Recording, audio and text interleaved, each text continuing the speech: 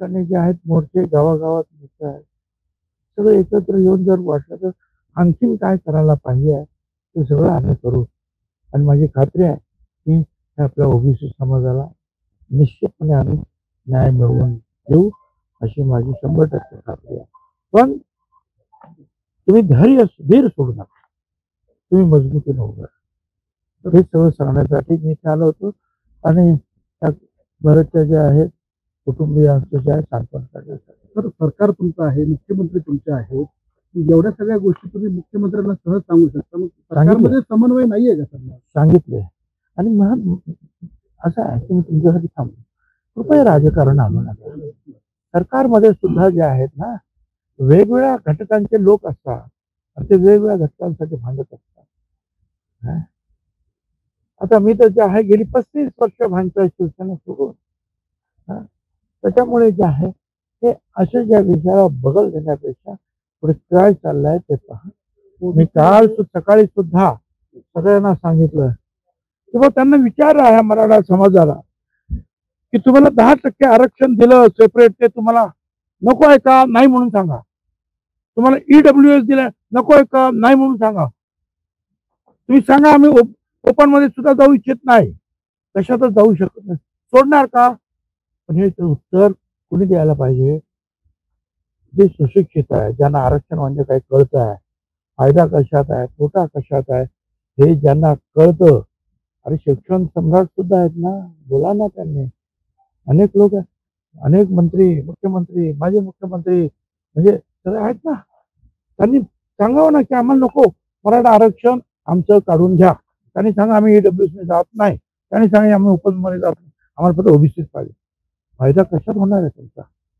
एक लक्षात घ्या, शैक्षणिक आणि नोकऱ्यांसाठी आणि त्याच्यासाठी संपूर्ण आर्थिक मदत हे महाराष्ट्र सरकार देत आहे आणि ते सेपरेट तुमच्यासाठी आरक्षण आहे.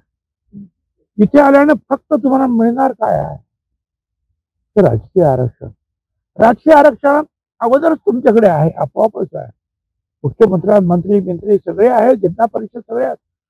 कुठेतरी जे एखादा सरपंच वगैरे होणार हे सुद्धा व्हायचं. त्याच्यासाठी तुम्ही या तुमच्या मुला बाळाचं नुकसान करणार का? जे सेपरेट तुम्हाला दिलेलं आहे शिक्षणासाठी आणि नोकऱ्यांसाठी.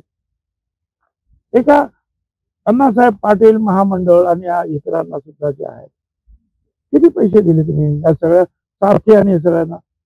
जवळजवळ 25,000 कोटी रुपये दिले. आणि मागासवर 3 वर्षामध्ये यांनी मागास आमचा हे आहे इतर मागासवर्गीय महामंडळ त्याला 2,500 कोटी 23 वर्षामध्ये दिले.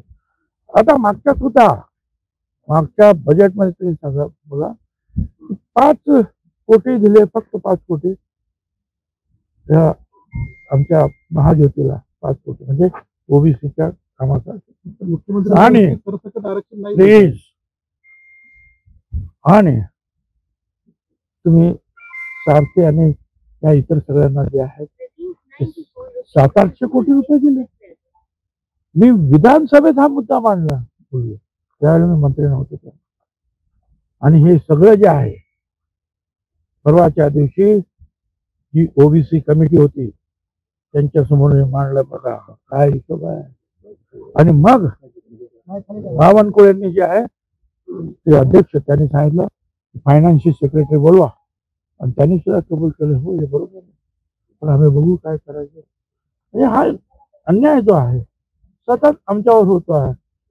दुर्दैवाने आमच्याकडे अनेक आमदार वगैरे शांत आहे. याचं कारण आहे की आम्हाला निवडणुकीमध्ये आरक्षण नाही आहे जे दलितांना आहे, आदिवासी. आणि मग आम्हाला निवडून यायचं तर मराठा मतं पाहिजे आहेत म्हणून मनात काही असतं तरी बोलत नाही.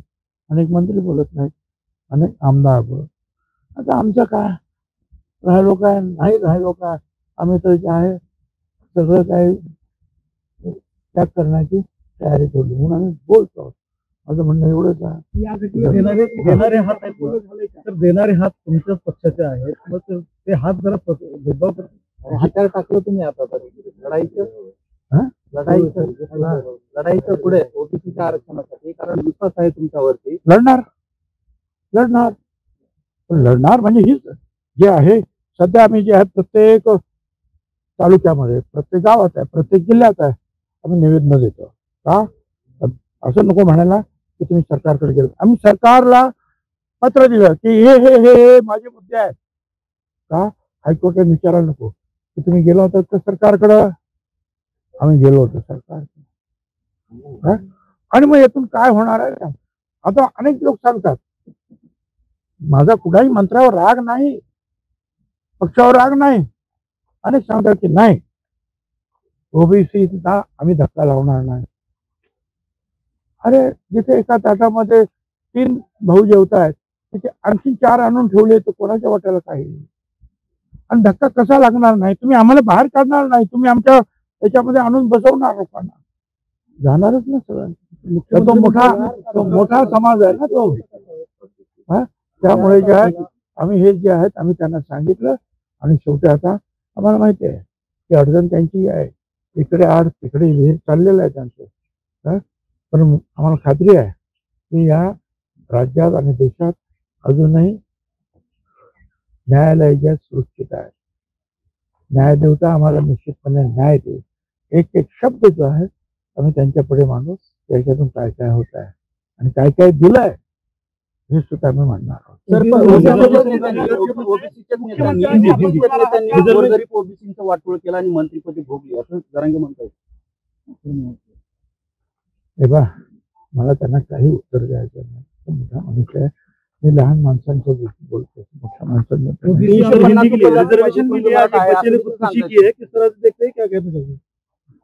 ये जो है जब निकला